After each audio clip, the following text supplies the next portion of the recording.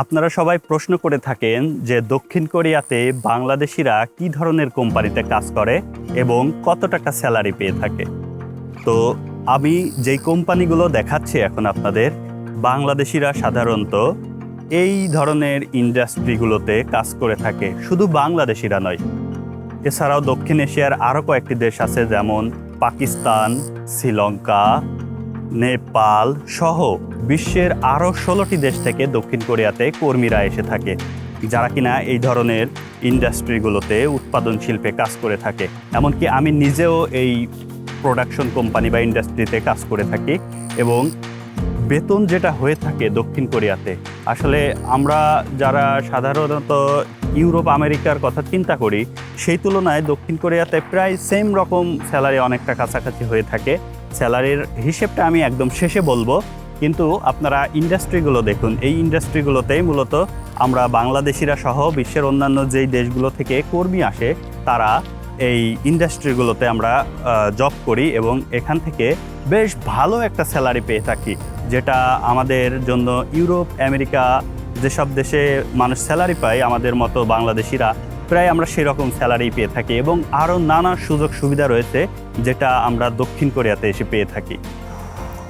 আমরা যারা বাংলাদেশিরা দক্ষিণ কোরিয়াতে E9 ভিসা অর্থাৎ অদক্ষ কর্মী হিসেবে জবের জন্য এসে থাকি, তারা মূলত ম্যানুফ্যাকচারিং কোম্পানি অর্থাৎ উৎপাদন শিল্প যেটাকে বলে, যেখানে বিভিন্ন প্রোডাক্ট জিরো থেকে তৈরি করা হয়, সেই উৎপাদন কোম্পানিগুলোতে এসে থাকি। তো আমার কোম্পানিটাও একটা ম্যানুফ্যাকচারিং কোম্পানি, উৎপাদন শিল্প।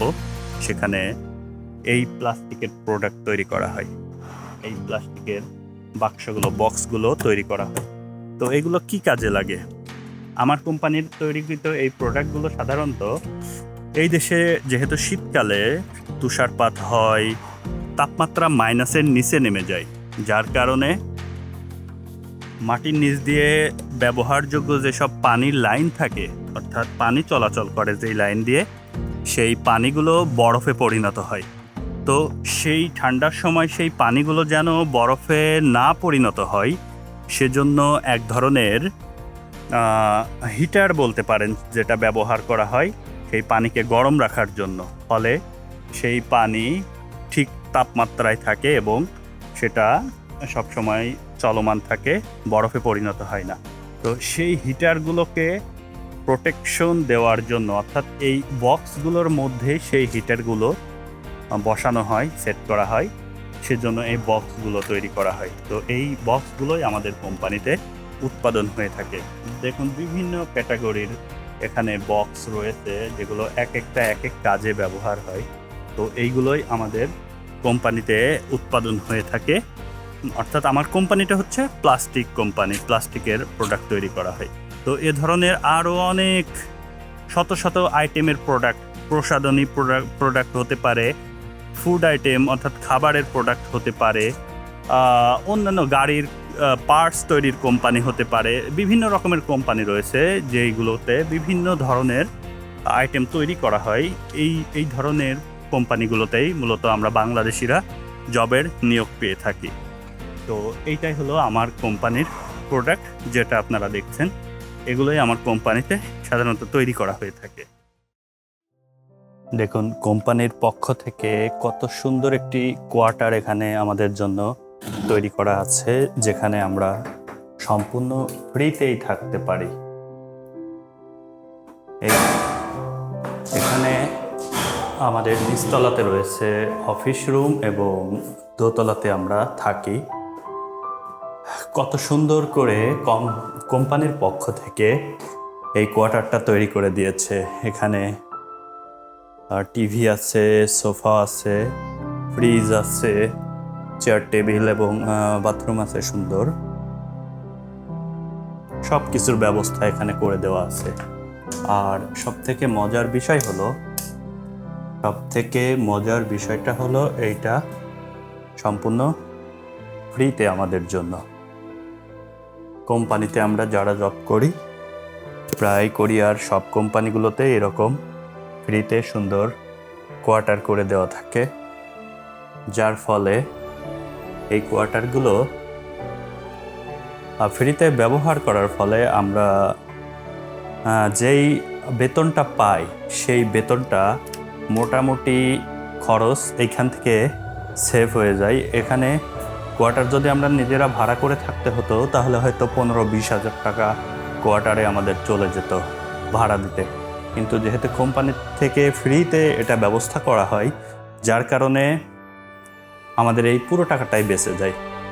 দক্ষিণ কোরিয়াতে এই সুবিধাটা অনেক সুন্দর যে কোম্পানি থেকে থাকা এবং খাওয়া দুটোর ব্যবস্থাই অনেক ম্যাক্সিমাম কোম্পানিতেই করে দিয়ে থাকে এবং সেটা সম্পূর্ণ ফ্রিতে। অনেকেই জিজ্ঞেস করেন দক্ষিণ কোরিয়া আসার প্রসেসটা কি, অর্থাৎ আমি কিভাবে দক্ষিণ কোরিয়াতে এসেছি। আমি এসেছি ইপিএস কর্মী হিসেবে E9 ভিসাতে, যেটাকে বলে অদক্ষ কর্মী হিসেবে। এটার প্রসেসটা আমি খুব সহজে বলে দেই। এটা প্রথমে বাংলাদেশে একটা সার্কুলার দেওয়া হয় লটারির, অর্থাৎ যে লটারিতে অংশগ্রহণ করে লটারিতে উইন হবে সে ভাষা পরীক্ষা দেওয়ার সুযোগ পাবে। তারপরে আপনি যদি সুযোগ পান তাহলে আপনি ভাষা পরীক্ষা দিতে পারবেন। তারপরে আপনাকে ভাষা শিখতে হবে, সেটার জন্য 1.5-2-3 মাস পর্যন্ত সময় থাকে, অনেক সময় 5 মাসও হয়ে থাকে, এক একজনের জন্য এক এক রকম সময় হয়ে থাকে। তো আপনি যখন এই পরীক্ষাটা দিবেন তার আগে এই সময়ের মধ্যে আপনাকে ভাষার একটা বই আছে, সেই বইটা পড়ে কমপ্লিট করে ফেলতে হবে।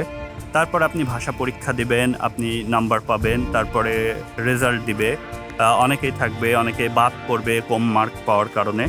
আপনি যদি টিকে যান ওই নির্দিষ্ট যে পাস মার্ক থাকে সেটা পেয়ে, তারপরে আপনাকে আবার স্কিল টেস্ট একটা পরীক্ষা আছে যেখানে আপনার বিভিন্ন দক্ষতার টেস্ট নেওয়া হবে। সেটা খুব কঠিন না, সেটা পারা যায়। তো তারপরে সেটা পাস করার পরে আপনাকে অপেক্ষা করতে হবে দক্ষিণ কোরিয়ার কোনো কোম্পানির মালিক আপনাকে নিয়োগ দেয় কিনা।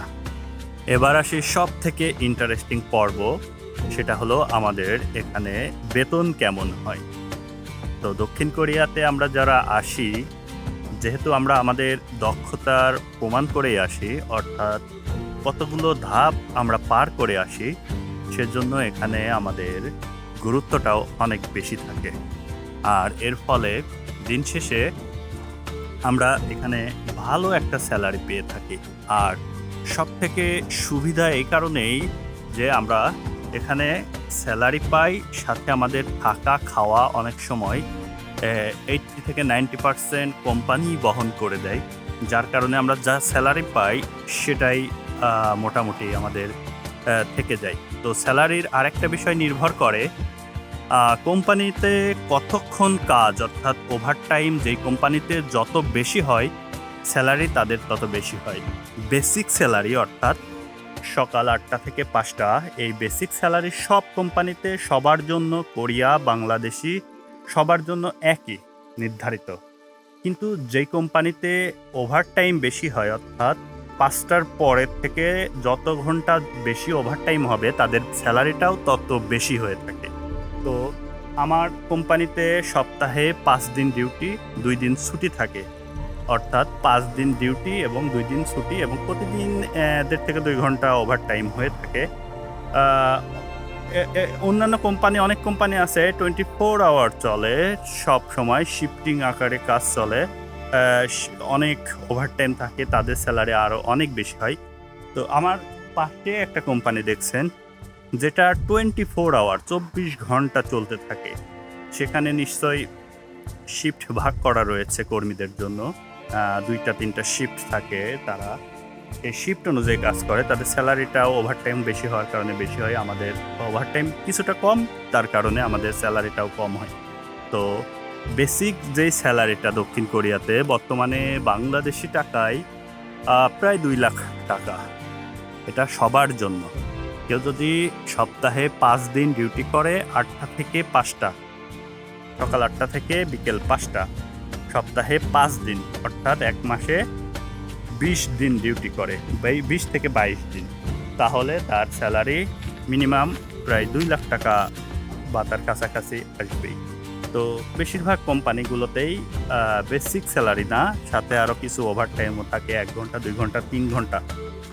সেই অনুসারে তাদের বেতন 2.5 থেকে 3 লাখ এমনকি 3.5 লাখ পর্যন্ত অনেকের বেতন হয়ে থাকে ওভারটাইম বেশি হওয়ার কারণে। তো আপনারা নিশ্চয়ই আইডিয়া করে বুঝতে পারছেন আমার স্যালারি কত হতে পারে। এটা আমি সরাসরি হিসেব করে বললাম না।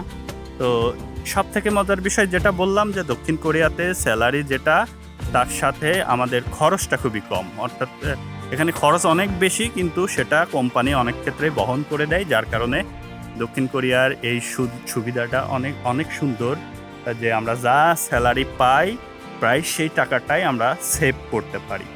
এবার আসি শেষ কথায়, যে আপনি দক্ষিণ কোরিয়াতে আসার জন্য চেষ্টা করবেন কিনা। অবশ্যই চেষ্টা করবেন।